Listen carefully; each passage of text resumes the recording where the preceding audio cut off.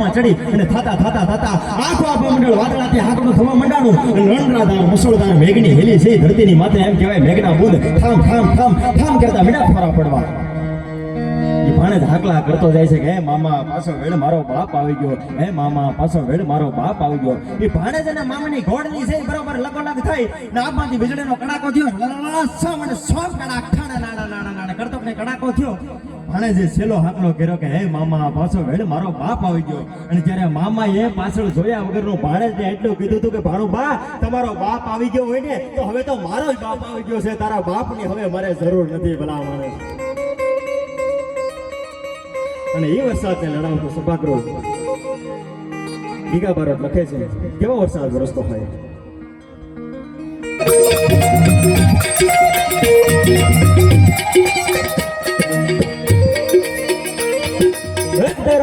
Meghraj